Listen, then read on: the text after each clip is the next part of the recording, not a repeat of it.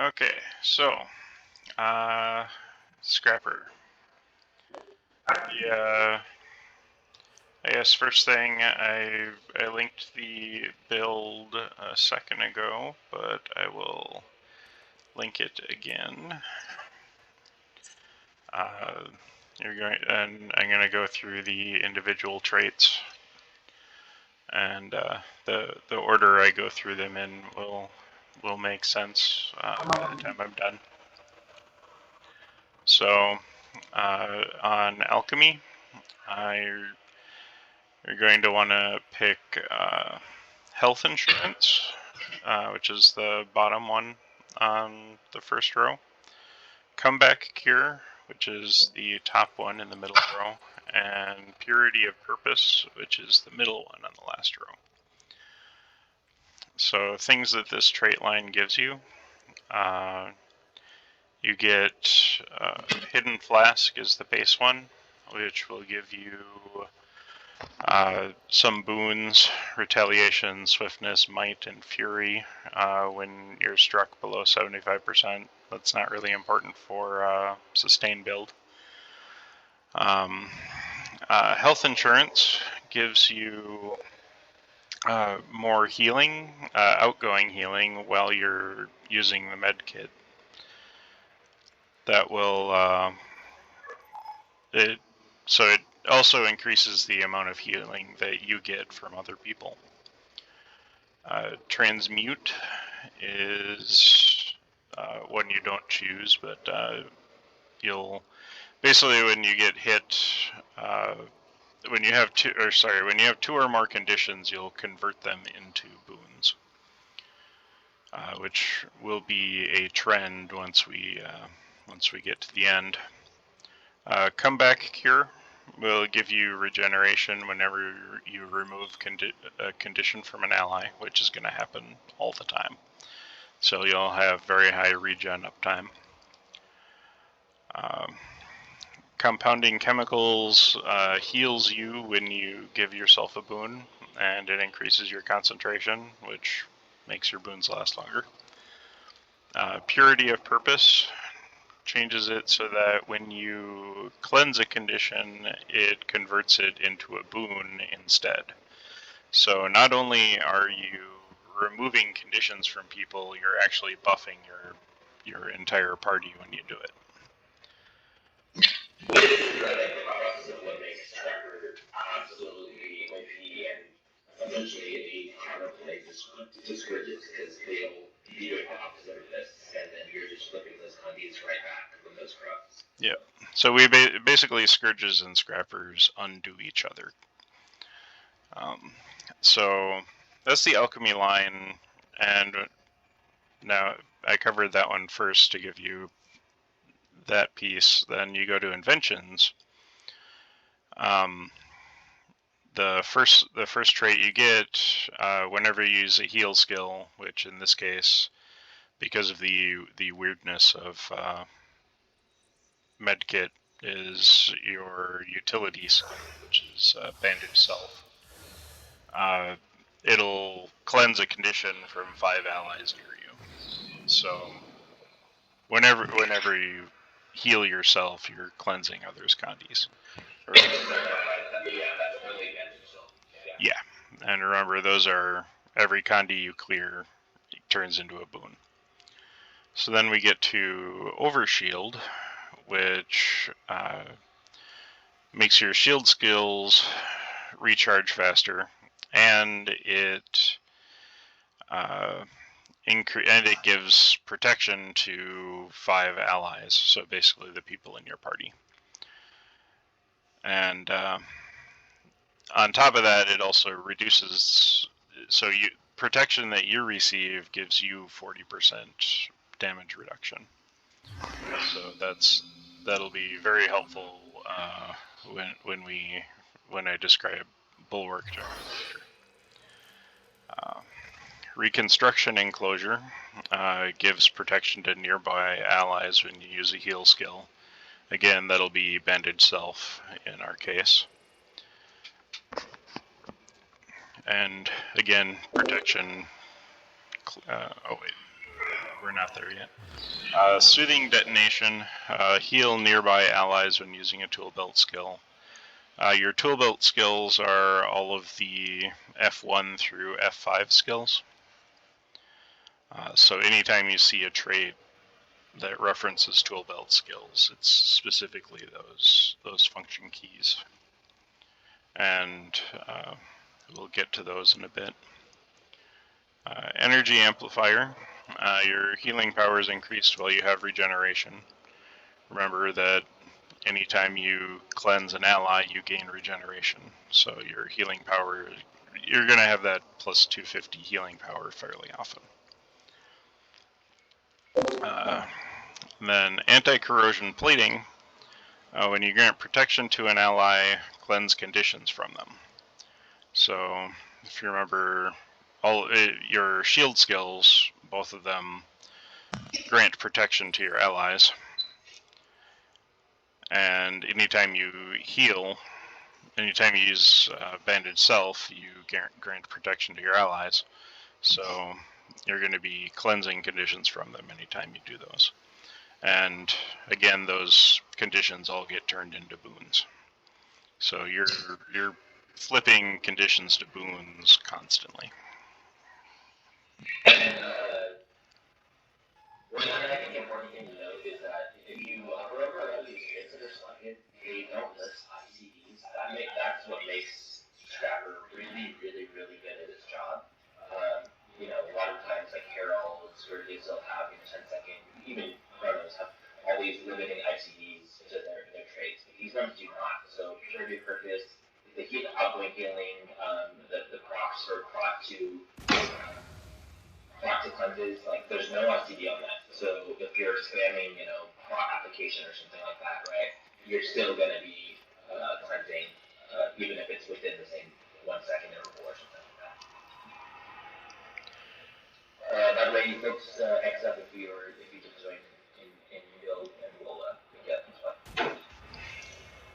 Alright. So on the Scrapper trait line, you get Function Gyro, which mostly, this is a very quick cast, a ground targeted skill that will try to res up to 3 people and stomp up to 3 people.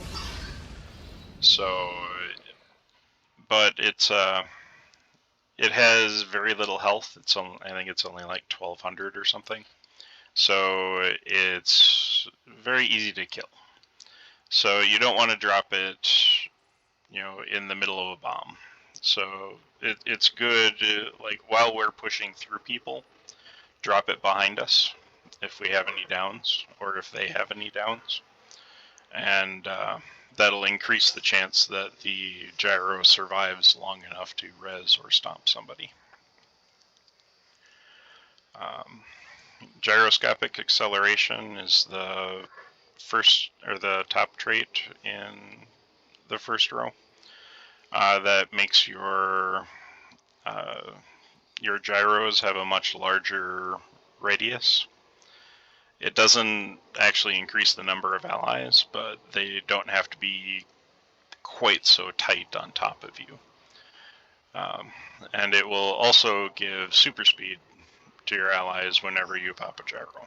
So that's very useful in combat. Speed of synergy. When you use a heal skill, it grants super speed in a radius. So again, that's going to be Bandage Self.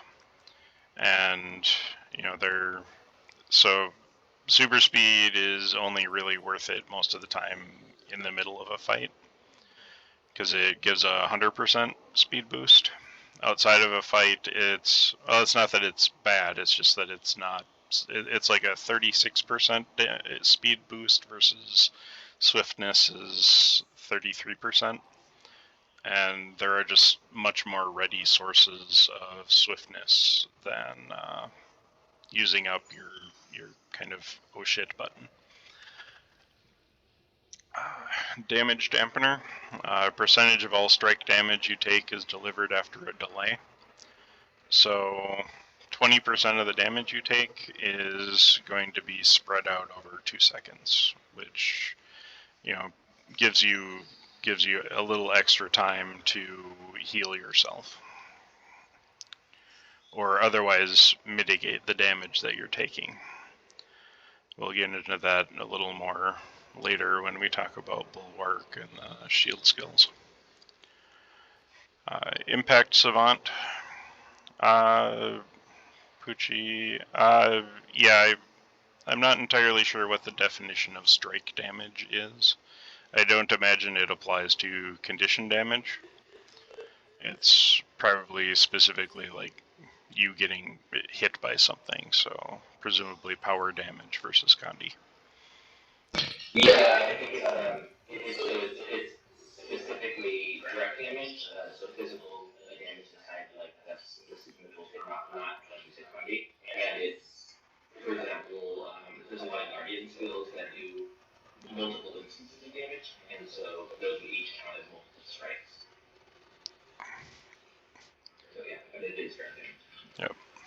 Impact Savant. Percentage of the strike damage you deal is converted into barrier, which you're not really doing much strike damage, so that's not super helpful for you. And your vitality is reduced, so essentially if you're level 80, you lose 1800 health. Unfortunately, you can't not take this trait. And then adaptive armor. Barriers you receive are stronger, and you reduce incoming condition damage while you have barrier. So mostly this comes into play with Bulwark Gyro, which gives you a ton of barrier when you activate it. But there's a caveat, but we'll get there. I think the thing about Scrapper is a lot of the traits that are as part of this build, they're passive, they just happen. You do metric, crackdown, and healing, body cleanse, your pot triggers and body cleanses as well, and then your healing output is increased. You'll constantly expand the heals on yourself even. There's only a couple things just to keep in mind that are kind of a little bit more active as part of this build, and that's like, for example, wind gulls and when your gyros specifically end, they do grant super speed. That's one more passive thing, and also your healing skill will create super speed on demand as well. So if you're a fight, super speed is called for. That's something direct is good, but that's also something that a scrapper can provide if in that moment, super speed is called for. And remember, all of your gyros also grant super speed. And you're going to be popping your gyros like all the time. We'll talk about rotations in a bit.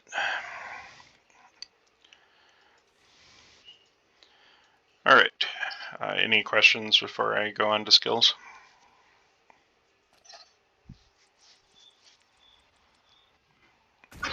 All right. So weapon skills. All your pistol skills basically are not interesting at all to this build. It's just the only main hand weapon that scrappers get.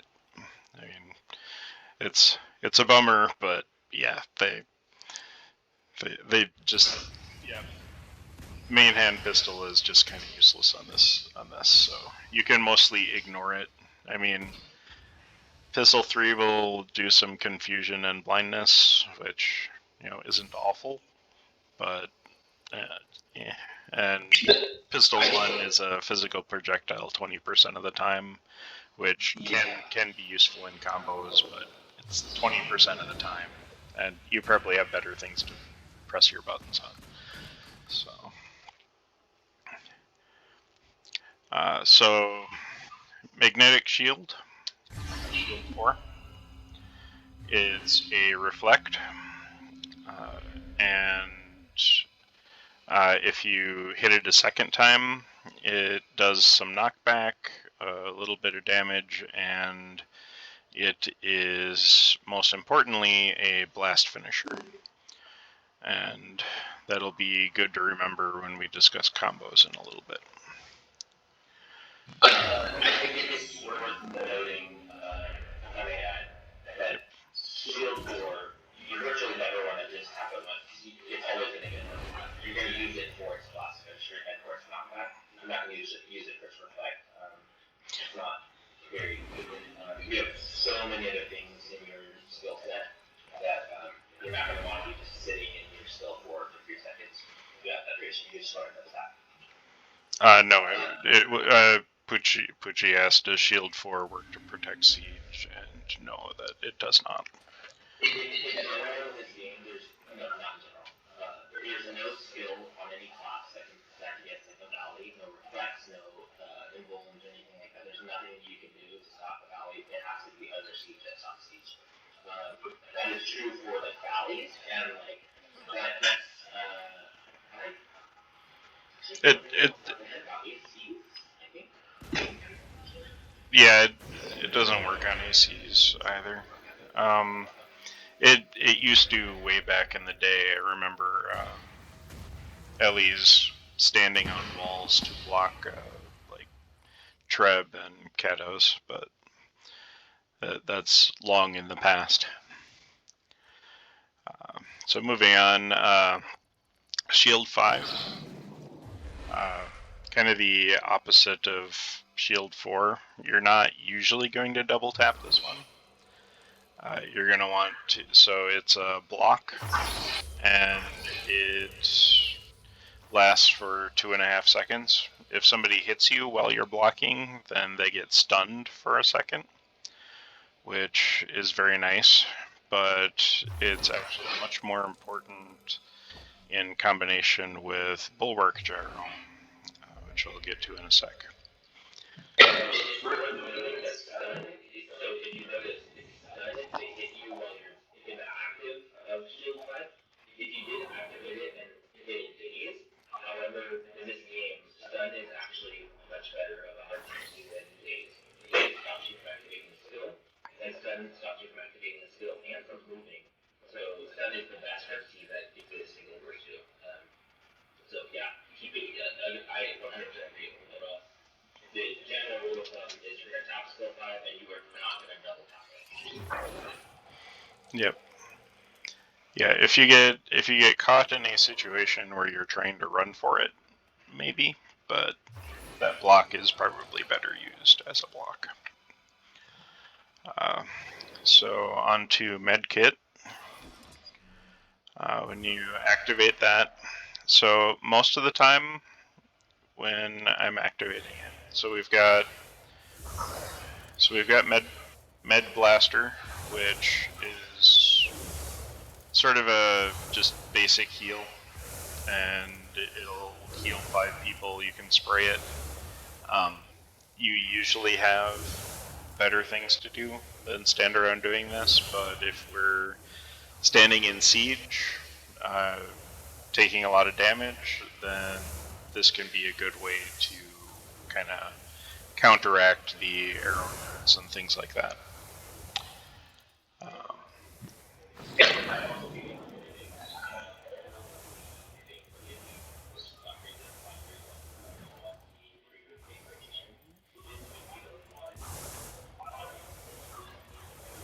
Yeah.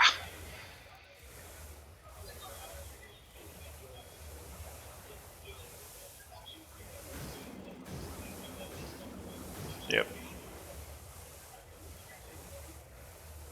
Yeah, and remember that there's a trait that makes you heal more while you're in medkit. So that stacks on top of it. So it's, I mean, it's a good small area heal, but there are so many buttons to be pushing on this build that you don't usually want to camp medkit just for the sake of spraying people. So bandage blast, it fires out basically a small cone of bandages that will give people regen. It's, yeah, it's not super useful, but it's not bad either. And the nice thing is, a lot of times when you're popping into medkit, you can basically just hit 2, 3, and 4 at the same time, and just spray all of your healing in one go, and then pop over to elixirs or shield, for example. So 3 will do some cleanses, and it'll drop a water field that will, do 4 pulses of condy removal, and all of those will get turned into boons. Medkit 4 will do just raw healing in a burst around you.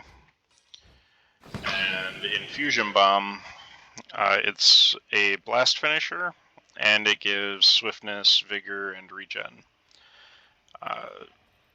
It used to kind of be the go-to for blasting smoke fields, but in some ways, Shield 4 is a much more immediate skill for that, because there's a timer on the healing mine. You have to wait a second for it to go off.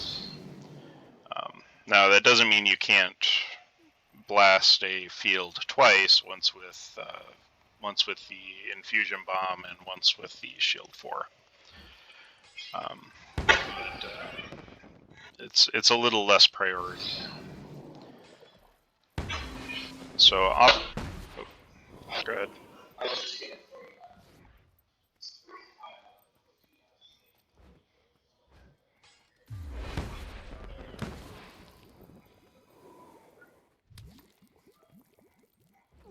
Oh yeah, 15 seconds is very nice.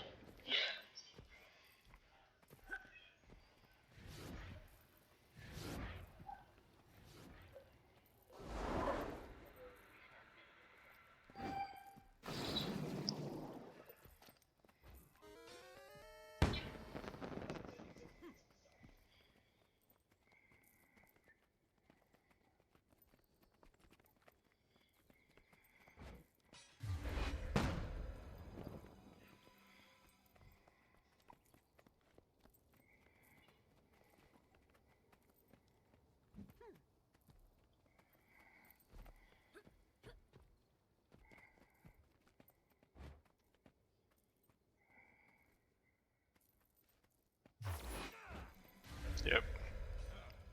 Doing both will also get us longer stealth too. So, all right.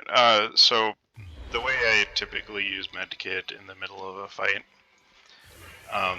is I pop into it, and I basically just hit all 3, the 2, 3, and 4 skills all in one go, because there's not really an internal cooldown on them. So you can basically just mash them and then hop out of medkit and into something else. So basically you'll run around doing other things, swap medkit, throw a ton of healing, and then move on. Let's see. So Elixir Gun. So this one, Elixir Gun 1, similar to Pistol 1. It's a physical projectile 20% of the time, or it can be a combo finisher physical projectile 20% of the time, to be more specific. So if you're in a light field or something, you might get some more cleanses out of it. I don't find it all that worth it. Glob Shot gives some swiftness and purple, and will bounce around a few times. Similar to popping into medkit, often you just kind of mash a couple of buttons and then move on. So that can be one of them. Fumigate is very effective. It removes 5 condies from 5 targets, so that's 25 condies that you have turned into boons. It is a cone, so you have to be facing your squad when you use it. So if you're like me and you're often like right up next to the tag, make sure you turn around before you fire it, or else it's not going to do much. It might poison a few people, but yeah. That's important.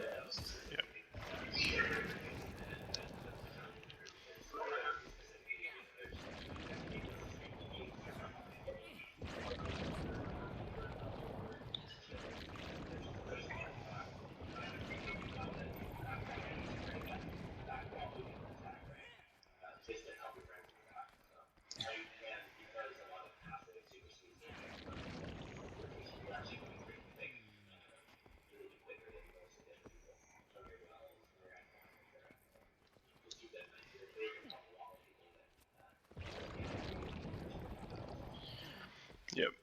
Yeah, and speaking of directional, Acid Bomb. It is a blast finisher. It will also send you flying backwards. So it's useful as a blast finisher, but and you can interrupt the leap on it if you stow your weapon fast enough.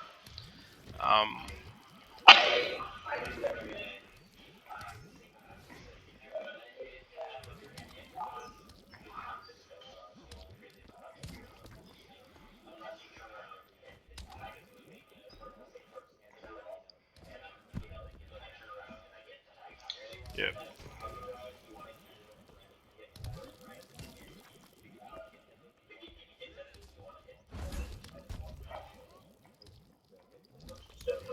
Yep. And that's something that takes a lot of practice and can be kind of tricky to do in the middle of a fight when you're doing a ton of other stuff. So, personally, I don't tend to stow. I just am very careful about where I use it. Because ultimately, the only thing it has going for it for sustain is that it's a blast finisher, and you have several of others of those. So,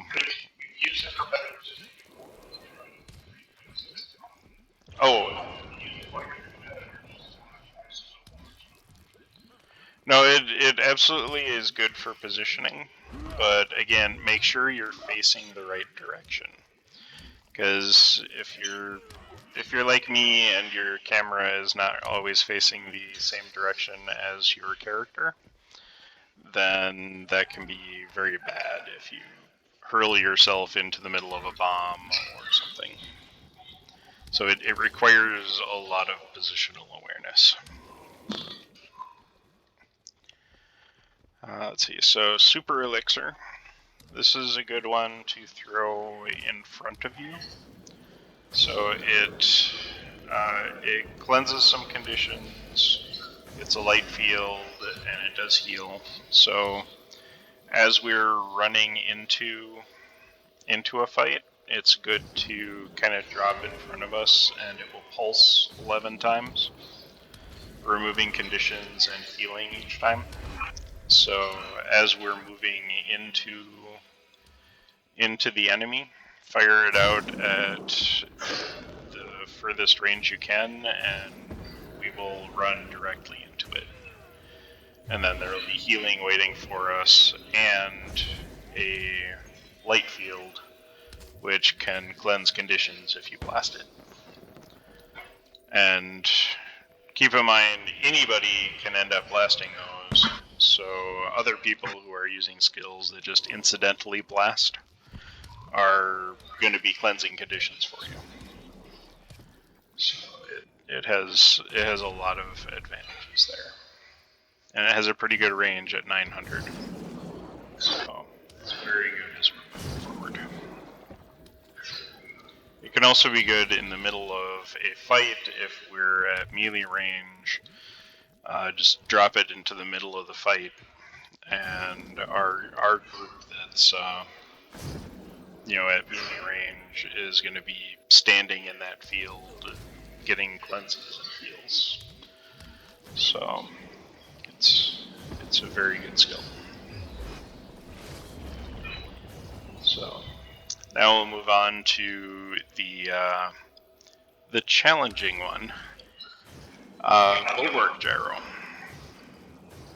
So Bulwark Gyro gives you a lot of barrier. Like half your bar is going to be barrier. It also will redirect. Let's see, what was the percentage again? It redirects an awful lot of damage from your party to you. So you get a ton of barrier, but the trade-off is you take a bunch of damage. Now, you have that trait that means that 20% of the damage that you're taking is extended over 2 seconds.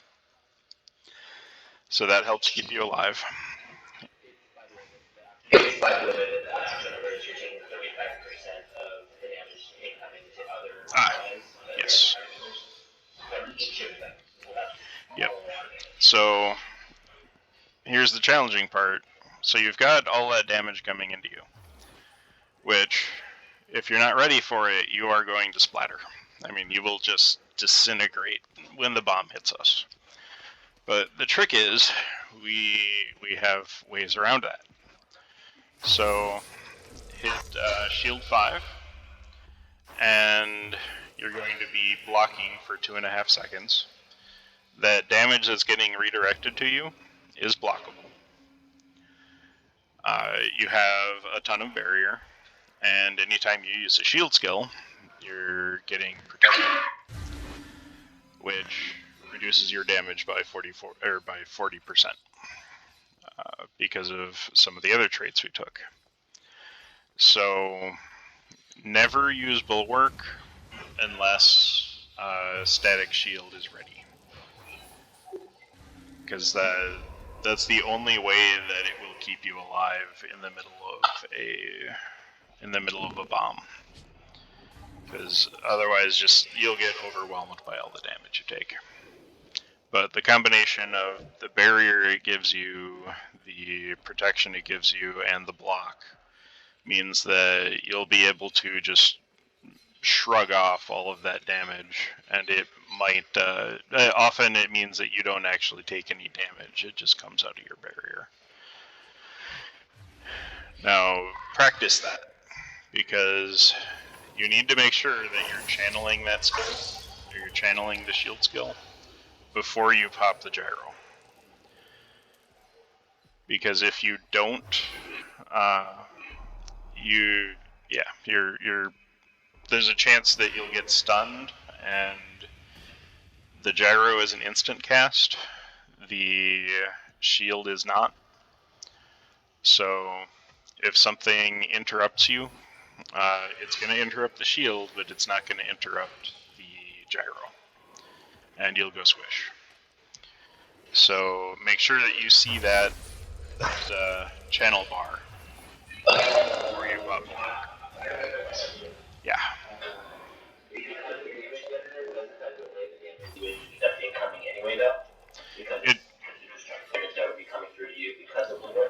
But it only redirects 20% of it, or slows down 20% of it.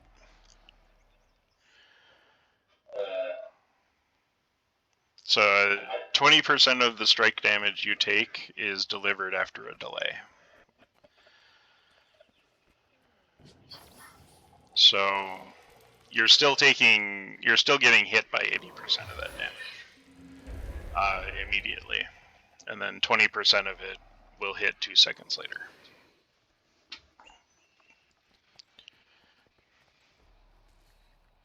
So it's just generally a good idea to pop the shield before you pop the bulwark. I've been caught in situations where I get hit by a stun or something that interrupts my shield, so I can't block all that damage that's coming in. Okay, so that's really the difference with the way I play it, only because I use the defense field in this combo specifically. But I do use board before I use the shield. But it's, I mean, we're talking about within like the same second. Yeah, and it'll work fine if nothing interrupts you. It's just the yeah, and the stability. You know, you might be fine if you've got stab, but just timing wise, I find it safer to hit the shield first. You know, because you never know if your stab's getting corrupted or you know anything weird like that is happening.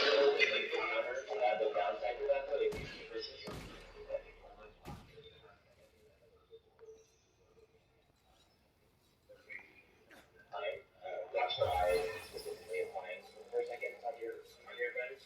So Yep. there is a little bit of that potential thing.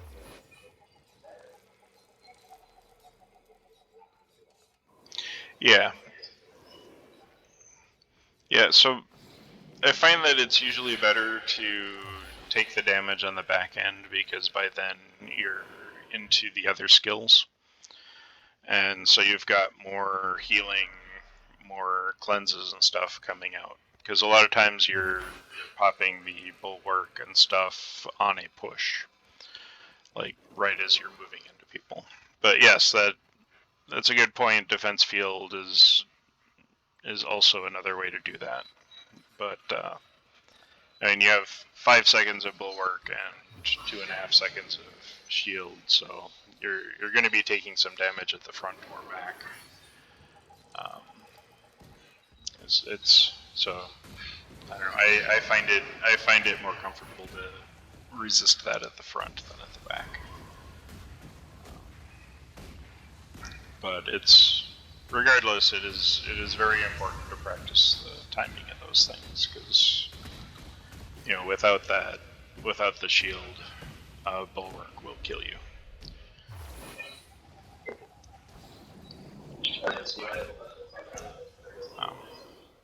Yeah, well, I have the tool belt ones too. So Purge Gyro does what it says on the tin. It pops an area around you that cleanses conditions. It's a light field, so if it gets blasted or projectiled, then it can do some more cleanses. That's about all there is to it. Not all of them are exciting or likely to get you killed. Sneak Gyro. We call this one pretty much all the time. You're going to want to blast it, which you can do with any of the blasts that we described here, but like Gary was describing earlier, hitting it with Infusion Bomb gives us 15 seconds of wounds like right off the bat.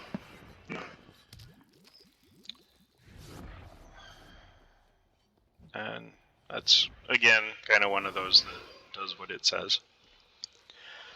Bandage Self, I think I've covered quite a bit in the earlier stuff. It heals a lot of damage, so it's very good as an oh shit button, and it triggers a ton of those other traits we discussed. Healing Mist. This is your only stun break. So while it will spit out regen to yourself and your allies, you have a ton of other heals. It's probably a good idea to hang on to this for a stun break unless you're running super low on heals. Defense field generates a dome over you. It gives you 3 stacks of stab and to your allies. It blocks missiles. Also very good on a push when people call for stab. It's good to pop that.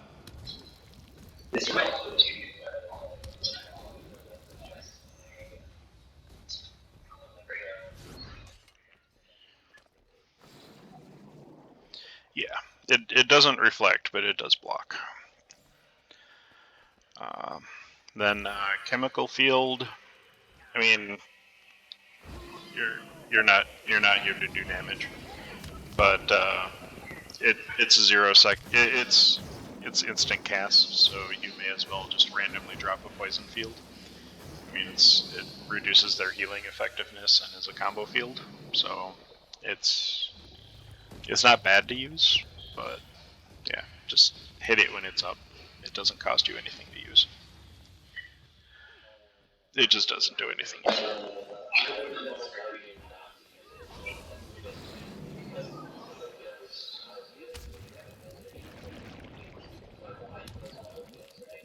Oh, they.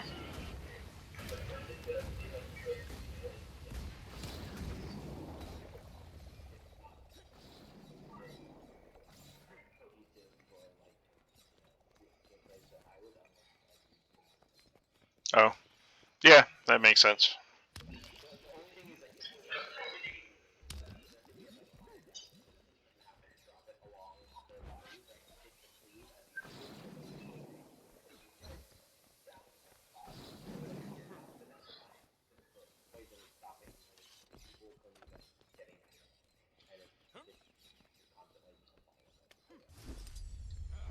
Yep. Yeah, that's a good point. And yeah, obviously F5 I talked about earlier. So yeah, that's it as far as the skills go. And Gary, did you want to cover the engage stuff? Or Yeah,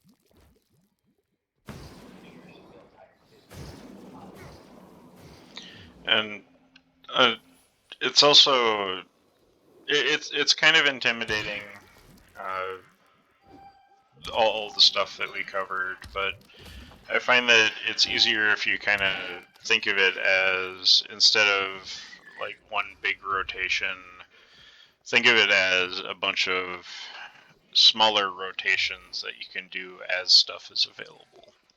You know, you kind of have a push rotation, you have a stealth rotation, you have a rotation when you're on melee, and you're kind of weaving those individual pieces together, as opposed to, you know, using, you know, one long chain of things to do. It's just a couple of little groupings, and once you get good at those individual groupings, then, you know, it all kind of flows a lot easier. So, yes.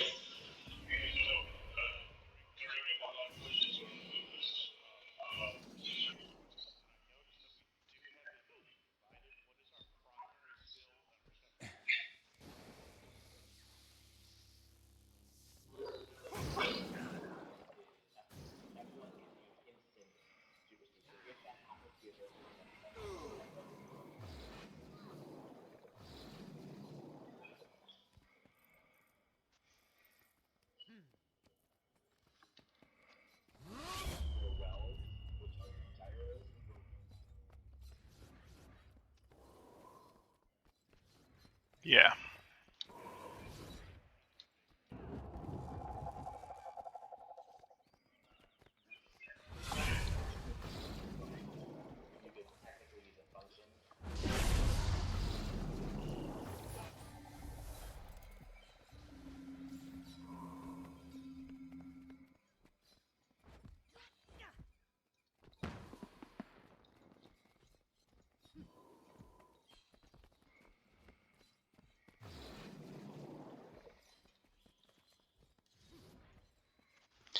Yeah.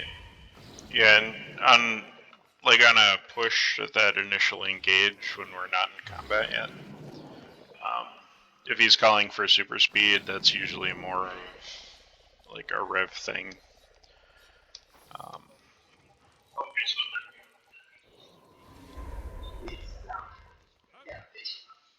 yeah, yeah. So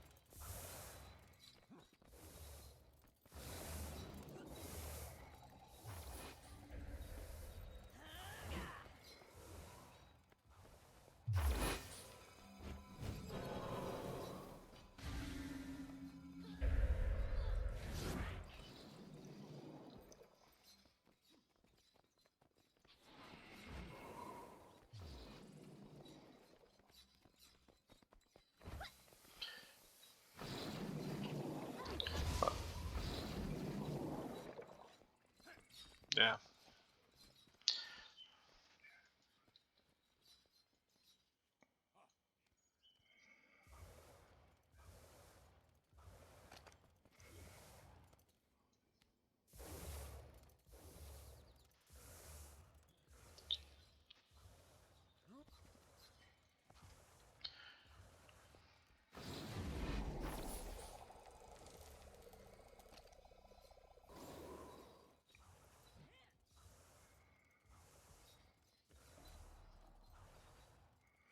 well,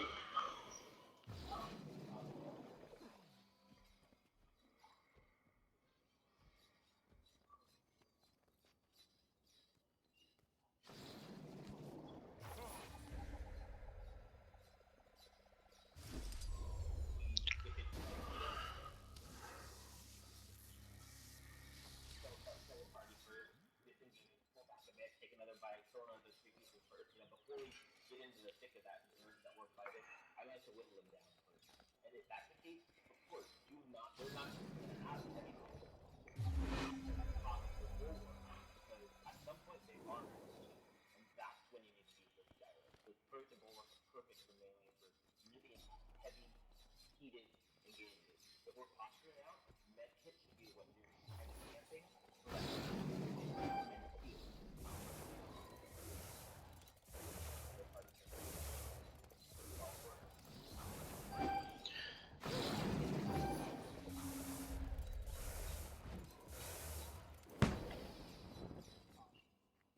Yeah.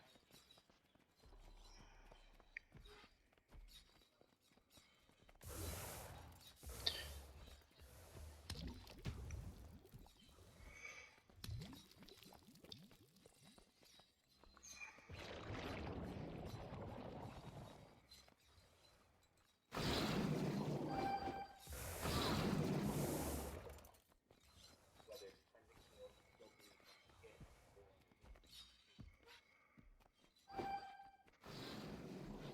or so you have cleansers literally everywhere.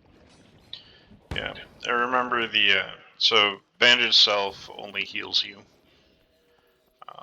We used to run a trait that spread it around, but we're not running that one anymore. You're right.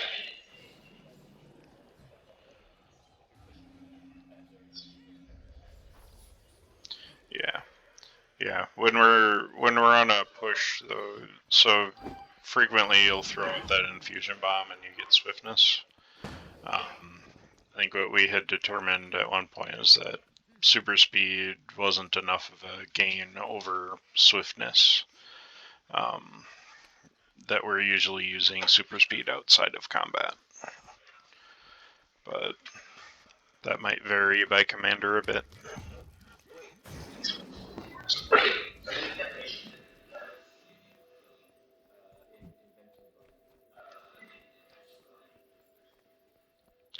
Let's see. Oh, yeah, I guess it will. Because of that. Yep. Just because it's a tool belt skill.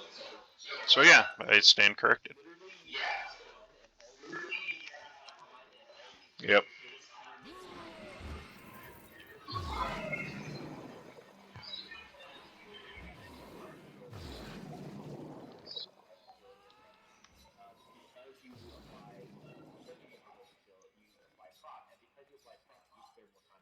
So it's the circle of breaking combi you clear, which is again because of purity of equipment.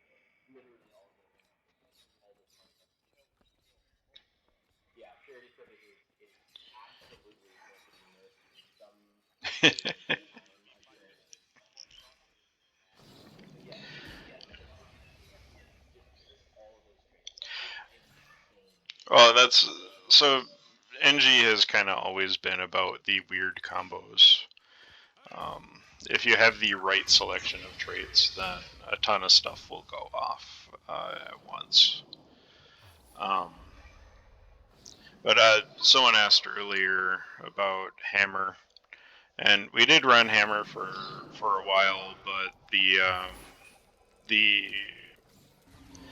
protection, cleanse, etc., shield combos just are very worth using versus really the only advantage we get out of hammer is thunderclap, and we have plenty of people ranged, so it's just the shield stuff is more than worth the trade off.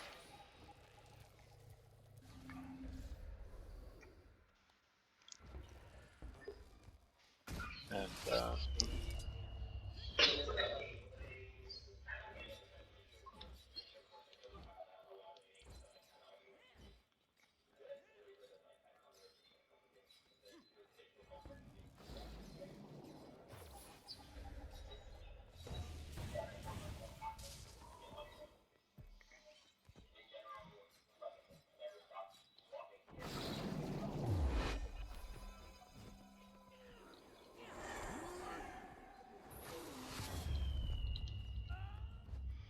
Yeah, and troubleshooting wise, if you're melting, it's probably related to bulwark gyro. Because you have so much other stuff that'll keep you alive. That, yeah, just make sure you're getting that timing right. That is the biggest warning.